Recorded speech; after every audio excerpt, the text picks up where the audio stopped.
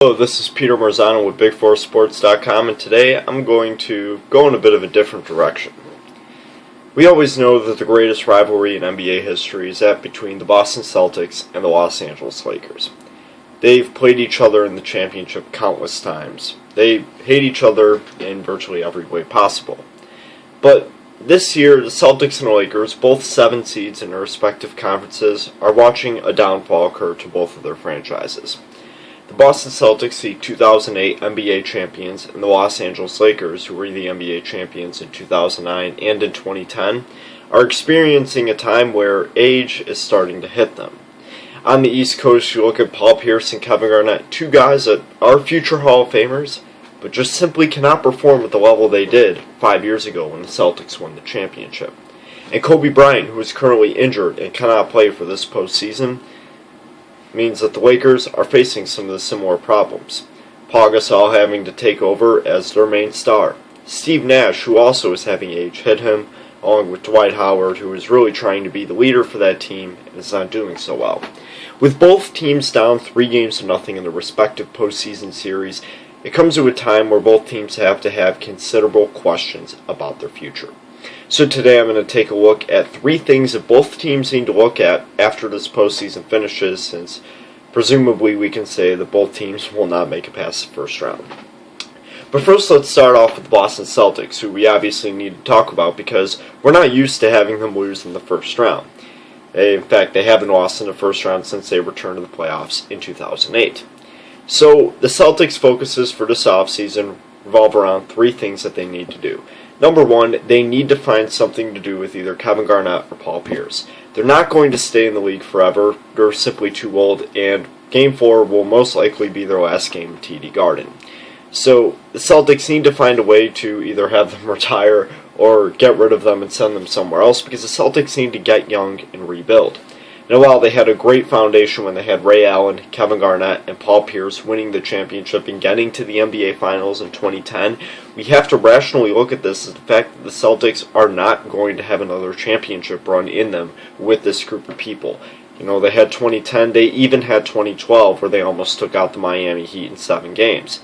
So the main problem that the Celtics face in this situation is the fact that their foundation that they've been so used to is falling apart.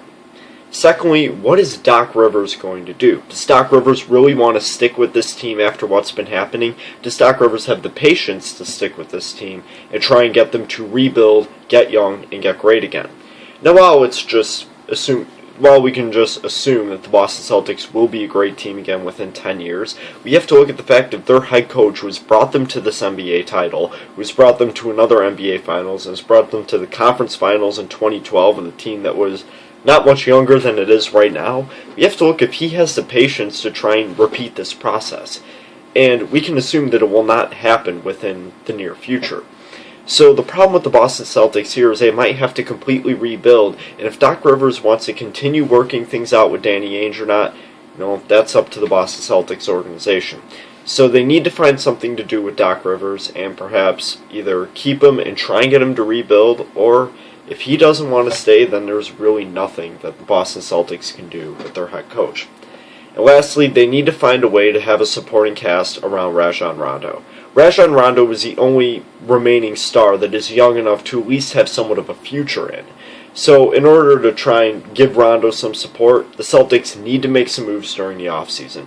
Perhaps trade some of the other guys that really are not having that much of a role here. Maybe even trade Avery Bradley for somebody who can get in there and really help Rajon Rondo, give a supporting cast for the Boston Celtics. Celtics also need to give deep thought within their draft pick, because that will mean a ton once it comes to next year, when the Celtics may or may not have a better team than what they showed this year. It's very hard to tell. But on the West Coast, other problems are going on with the Los Angeles Lakers, and the number 1 problem has to revolve around Kobe Bryant. What are the Lakers going to do with Kobe Bryant is the number 1 question. Kobe Bryant has 1 year left on his contract. Even before he got injured, he stated that he wanted to retire after this contract was over. Now, I don't think that the Lakers should move Kobe Bryant, because when you still have Kobe Bryant, Paul Gasol, Dwight Howard, it's worth giving it another shot. But what they need to do is start to figure out what solutions right now. Like the Celtics, you have to put a lot of pride in that draft pick. Look at somebody who can basically be your all-around player, somebody who can shoot from the perimeter, somebody who can drive down the lane, somebody who can complete all the basic tasks that Kobe Bryant does, and hopefully a lot more. So that's why the draft is super important for both teams, but especially the Los Angeles Lakers, because rebuilding now before Kobe's even gone will be the best option for them. Secondly, they need to find an option with Paul Gasol. Paul Gasol is also entering the last year of his contract.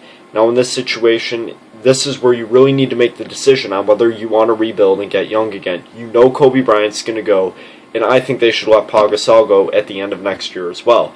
They need to start finding their options to replace these people right now, or else the Lakers will find a period of being the seller of the NBA, and they cannot let that happen with such a great fan base and such a wide range of this wide spectrum of attendance and